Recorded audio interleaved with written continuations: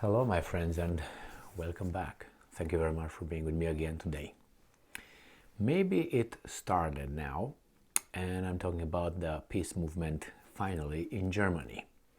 Why do I say finally? It's because when the ball starts rolling, then it grows and it grows. There is a massive or large demonstration in Germany against supplying Ukraine with more weapons.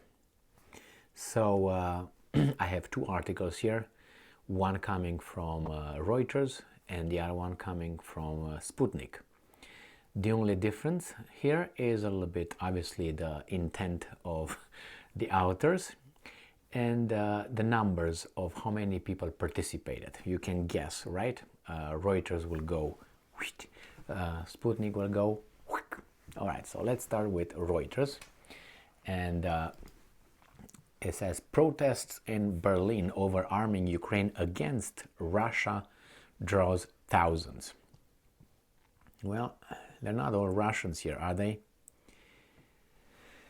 Well, this is the picture. It's snowing, and they're still out. So that tells you something, right? I've got some pictures here. I'm not too happy. Stop war. We're gonna, okay. And all right here. Now, stop war, stop NATO. Sieger ich nicht. Okay. All right, we got this one covered. Oh, even this we have here. So they're with us.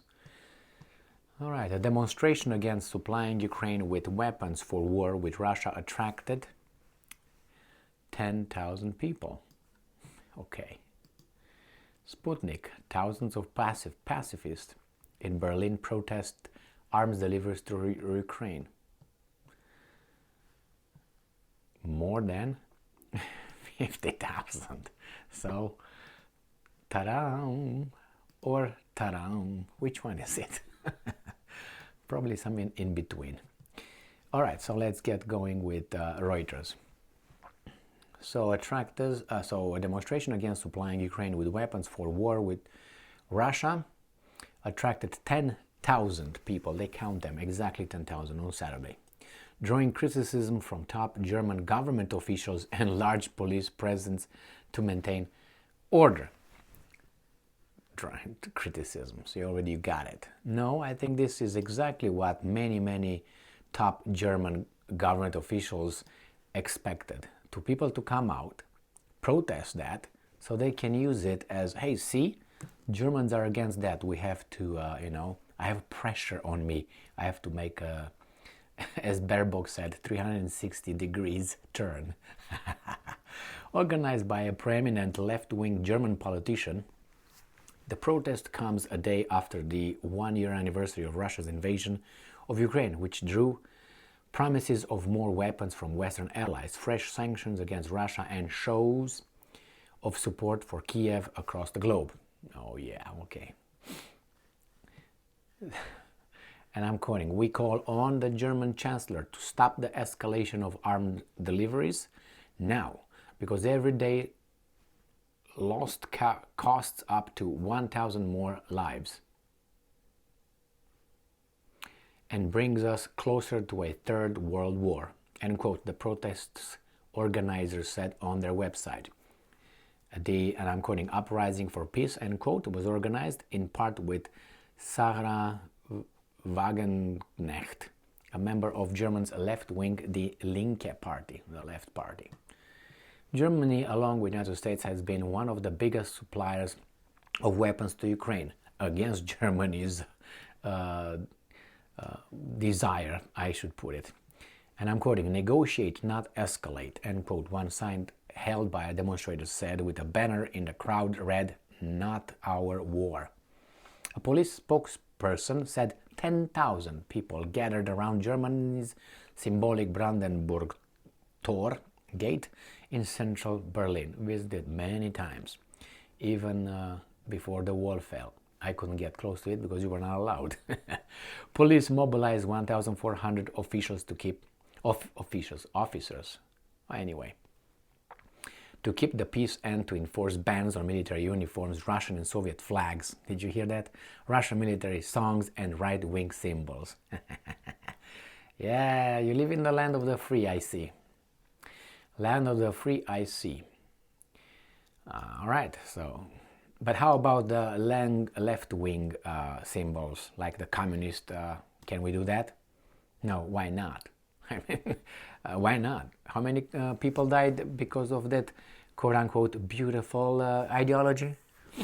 All right, the police spokesperson, all right, was, all right, whomever does not stand by Ukraine is on the wrong side of history, Lyndon said on Twitter. See, we had to have this at the end of the article, so it makes us, again, this is a shaming tactic. Well, the other ones can say the same thing. Whoever does not stand by the other ones is on the wrong side of history. But hey, they're trying to shame instead of bring arguments. Anyway, so let's go to the other article, obviously to the evil guys, which is Sputnik. Thousands of pacifists in Berlin protest arms deliveries to Ukraine. Thousands rallied near, okay, we got that one. The peace rally was organized by the left-wing Die Linke party, which estimated attendance at more than 50,000. Protesters were seen waving peace flags and holding up placards that read, "Make peace without weapons and diplomacy instead of armed deliveries." So Sarah Wagenknecht, a lawmaker from Die Linken who called the rally, accused Chancellor Olaf Scholz in a speech of allowing Germans to be dragged deeper and deeper into the Ukrainian conflict. And I'm quoting her, "We do not feel represented by a chancellor who repeatedly bows down to warmongers in his coalition and crosses one red line after another. We do not want German tanks to shoot at grandchildren of Russian women or men, millions of whom were slaughtered by the Wehrmacht," she said. Okay, well, this guy, the chancellor, does not have Imperium. He's got like 31 or some % approval rating. So how in the hell is he leading? I thought democracy is based on the majority rule. She also criticized defense industry, lobbyists in the government, well, that goes without saying, and Foreign Minister Annalena Baerbock, a juvenile by her brain, whom she accused of, quoting, trampling on the international arena like a bull in a china shop. That's, I think, accurate. She's just not ready. I don't think she will ever be ready if she's not already, and having so little control over what she says publicly that she has mistakenly declared a war on Russia, end quote.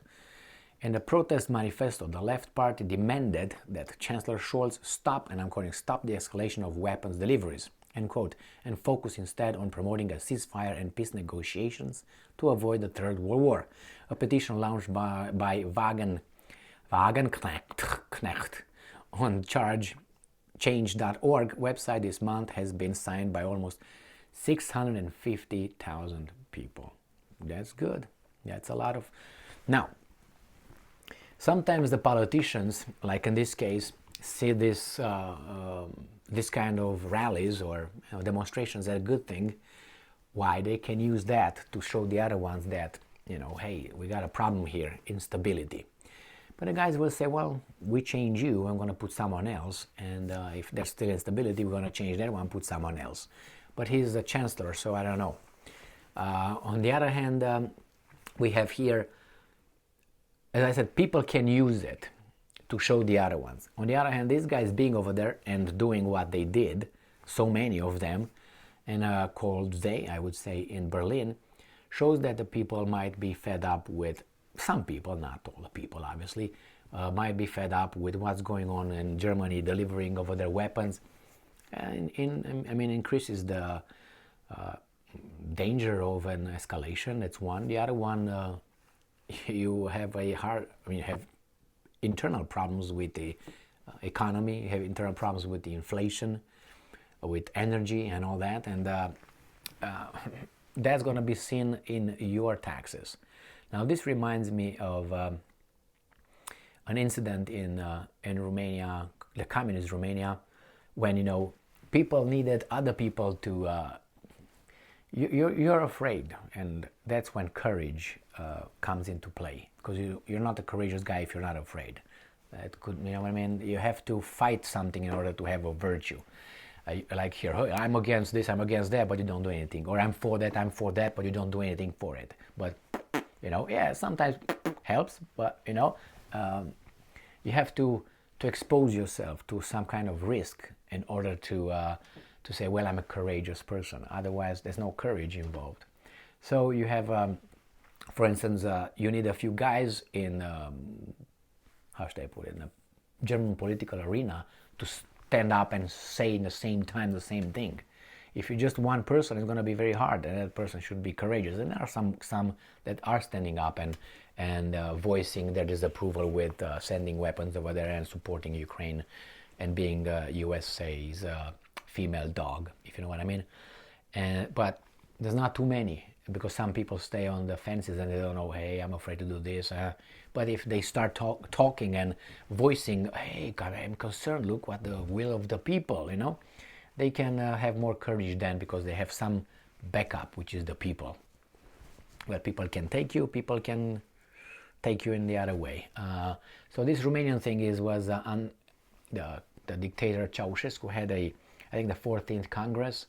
It was 1988 or something like, I don't know if it was 1988, something like that. Anyway, it was, I think, the 14th Congress of the Communist Party.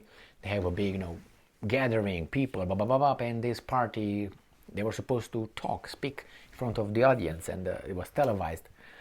So at one point, one of these guys said, I would like to say something. And this guy said, oh my God, no, not you. No, you can't. You didn't put your name over there on the list to speak. And I said, well, my name was on the list, but like you guys prevent me from speaking. I said, oh, Ceausescu, go ahead, speak. So the guy went over there and he gave a speech. And then obviously in public, there were a lot of people paid and working for the government, like you would have here certain kind of NSA, FBI, people who say, for mass control, for crowd control. And they started, applauding against him to cover his speech. And he said, like Trump said, well, the people here are your donors, and your people. He said, well, people are paid to do this. There are forces here who... So he exposed something that people would not do it. The problem is he was removed from there. He left. I mean, he was covered by the yelling and all the guys, oh my God, what's this? And it's still over there. His name was Pârvulescu, the P. Pârvulescu challenging Ceausescu. You can find that, something like that. And I remember when I watched it and I showed my father after the fall of the communists, and he said, well, and I said, well, he was alone over there. I mean, he said, well, how do you know there were not others over there that were supposed to stand up with him, and they didn't? And I was like, huh. Because when he exposed himself, because I said, well, he was very courageous. He said, do you think he was the only one over there? There were others probably with him on the stage. They were supposed to stand up with him, but they didn't. So he got shafted. He didn't get killed or anything. He was just removed and then retired. That's it. He was not put in prison or anything like that, but they put him to the side. That's what happened with Pârvulescu. But the interesting is that this guy gave the opportunity to others to stand up, and they didn't. So the same here with these demonstrations. This is an opportunity for these guys to stand up and say, hey, that's the will of the people. We have instability. Maybe we should open a conversation.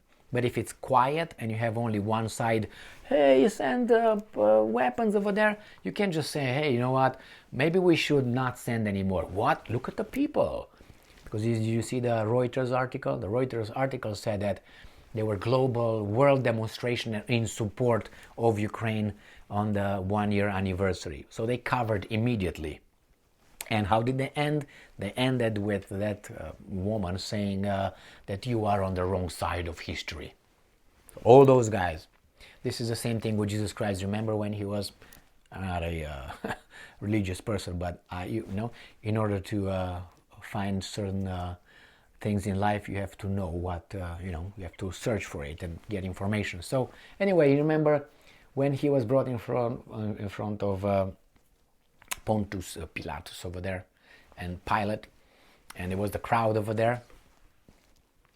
So the guy was brought over there, and the crowd, after Pilatus said, I wash my hands, I don't see anything wrong with this guy here, they started yelling, crucify him, and then the blood should be on our hand, and blah, blah, blah, blah, blah. And they were shaming, like, if you don't crucify him, somehow it's going to be, this guy is a thief, Rome will hear about it. So then I said, you know what, I'm going to give you either this guy, Barabbas, or I'm going to give you Jesus, you pick, guys. And it was a kind of a shaming, and then blood on, it was a shaming of the jury or the judge in order to pick whatever they say. The same, that last sentence over there, you're on the wrong side of history. There's like, the blood is on your hands. What are you talking about? It's no rational. It's just, you are a bad dude, and we're gonna do what next? You're gonna arrest me or something? In Germany, it's possible. Germany is not a free country, just put it this way. I mean, say the wrong thing over there and go to jail. Well, here too, right? Anyway, this is it, and this is just the beginning, I think. Just the beginning. Thank you very much for being with me again today. Stay strong, stay smart, look for the truth, and be just.